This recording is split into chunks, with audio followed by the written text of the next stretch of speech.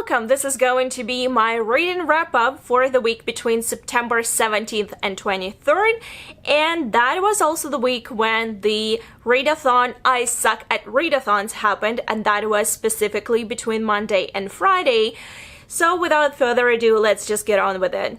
I will start with ISATRAT challenges. The first challenge was to read the shortest book on your shelf.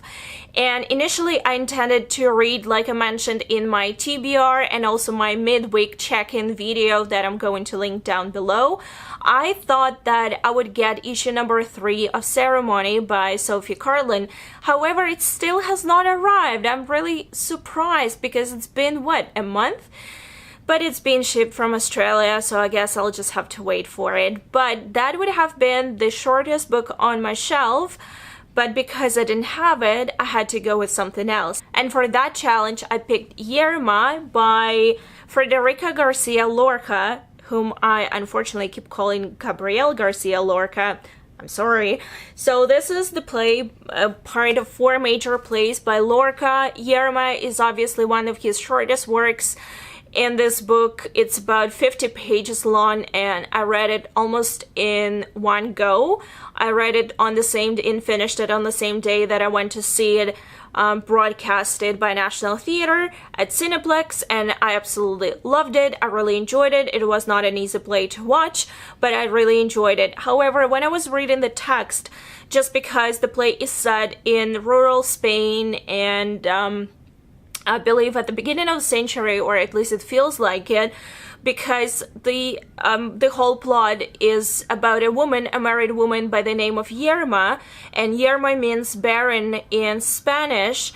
She obsessively wants to have a child, but her husband is very busy. He spends all of his days farming, and he's just never there for her, or doesn't really understand her urgency to have a child, and every other woman around Yerma seems to be getting pregnant and having children, which drives Yerma to some very drastic actions. This was a relatively fast-paced play. I wouldn't call it superb, but I really enjoyed the language. Writing style of Lorca is both lyrical, as this play is actually more of a poem and it includes a lot of lyrics and songs throughout the play, but it's also a very, poignant. There are a lot of sentences there that sound like feminist manifesto. For example, at some point Yerma says, "Do I have to want a man just because he's a man?" And there are a lot of things there that obviously in that society and in that age was just not possible for Yerma. And the broadcast itself was very different from the play. I gave the play itself 3.5 stars because I like the language, even though I am not a huge fan of the subject matter. I do have a full review of both this play and National Theatre production on my blog, and I'll provide the link down below. But yeah, I'm definitely gonna be reading more by Lorca. I'm just not sure when. And this one definitely left me a bit, I liked it, but at the same time I was not in love with it just because of the subject matter. But otherwise, that was the shortest book that I read, or rather the shortest part of a book that I read for the challenge, and I gave it 3.5 stars. Next challenge for ISATRAT was to read at least 10 pages a day, and I'm pretty sure I did that because every single day I was reading for at least 10-15 pages, sometimes even more, because I finished Yerma in one day, and also I finished a graphic novel or something else in one day, so I'm safe to say that I was pretty good with that. The third challenge was to read one graphic novel, and for that challenge I picked up volume number 8 of What Did You Eat Yesterday, and this is just an ongoing series about 2 guys who live together and one of them really enjoys cooking. So this is slice of life and just like casual stories about the cooking process and what happens in the lives of these characters. I'm really enjoying it. I did read it for this challenge. It was on my TBR. However, even before I read this one, I completed another manga. I gave this volume 4 stars, as I usually do with every volume in this series. It's very casual, very easygoing, such an easy read, basically almost no drama whatsoever, and cooking is delicious, always makes me hungry. But before I finished that 8th volume, I actually read another manga, and that was the first volume of the series called My Brother's Husband, and I loved it. At the very beginning, I was not very sure whether I'm going to enjoy it or not, just because it's very typical for Japanese manga to include a lot of content that we technically in Western world consider to be very offensive and homophobic, even though if the plot of the book is actually about gay people, there is a lot of bashing, which I'm not comfortable with personally. But when I started to read it, I was not really sure whether I'm gonna like it or not, but I ended really liking it, really enjoying it, and I found all the characters rather interesting, and I gave this volume 4 stars. So this volume is about a Japanese man who's divorced and he lives with his daughter, and one day on his doorstep he sees a man, a Westerner, who actually comes from Canada, so points for including a Canadian character, and that man turns out to be a husband of his late twin brother. So we have clashes of cultures. We have a Canadian man who used to be married to a Japanese man in Canada, and unfortunately his husband passes away, so he comes to Japan to visit his twin brother. And there is this clash both of personalities and cultures, because this Japanese man, the brother, is very, in a very typical Japanese way, is very conservative, and he doesn't know how to treat his essentially brother-in-law. By the way, the gay marriage is not allowed in Japan. That's why it's this is something that basically does not exist in that culture, even though homosexuality exists in media and existed obviously centuries ago. But I digress.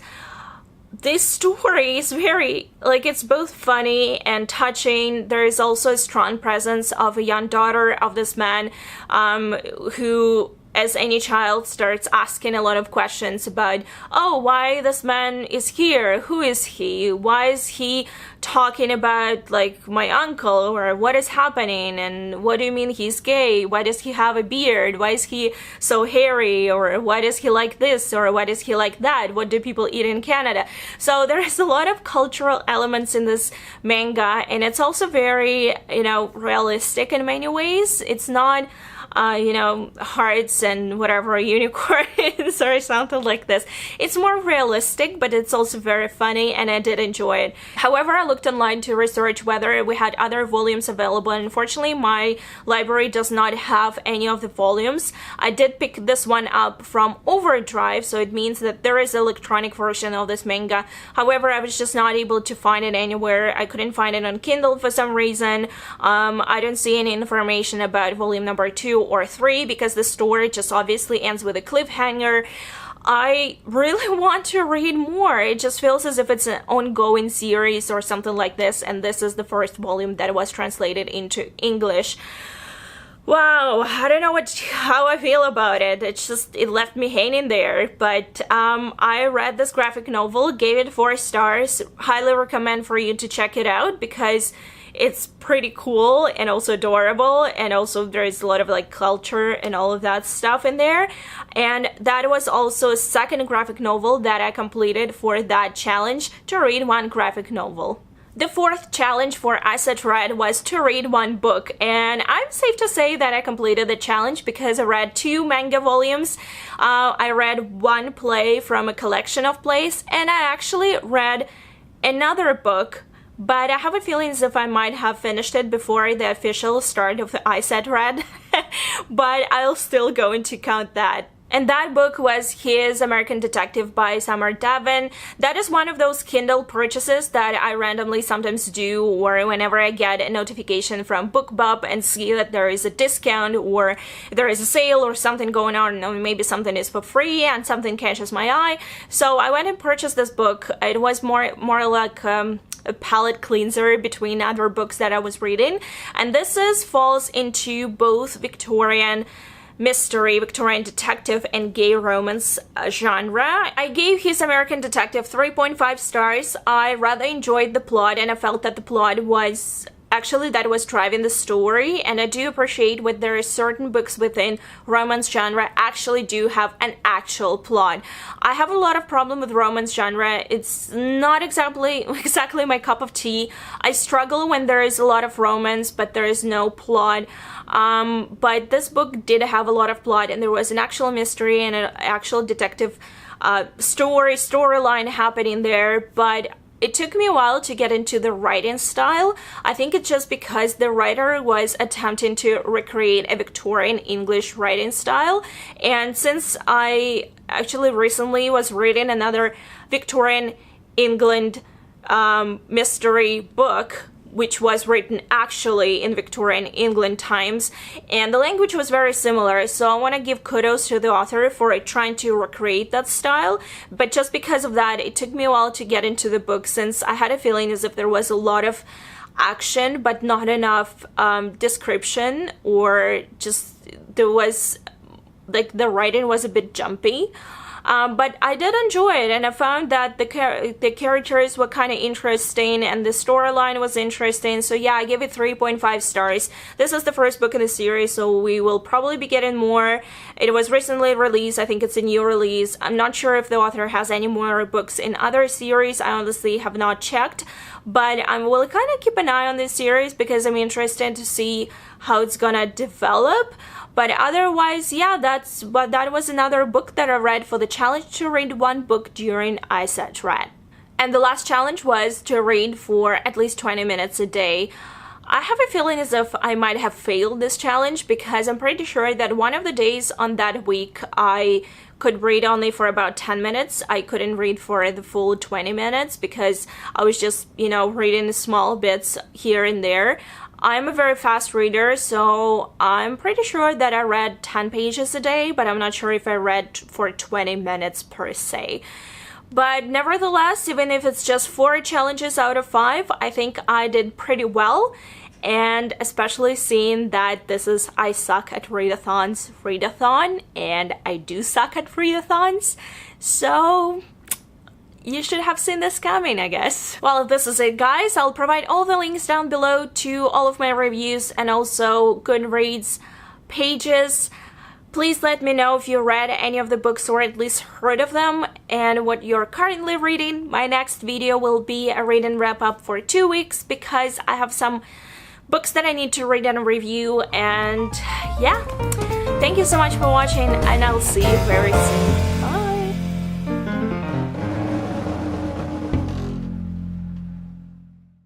I must say, it feels really good to be filming in front of my shelves again. I miss this background, even though I absolutely love to film on my couch. It's very comfortable there. However, I have to sit on the couch with my knees bent, and it's just killing my knees. You wouldn't believe how much pain I'm in when I'm filming, or how often do I have to shift and change my posture, or just unbend my legs for a second. It's really, really unpleasant and unhealthy. So I'm glad to be sitting here in front of the shelves again. I have a feeling as if I'm losing my voice. I don't know why, but it's been a rough day.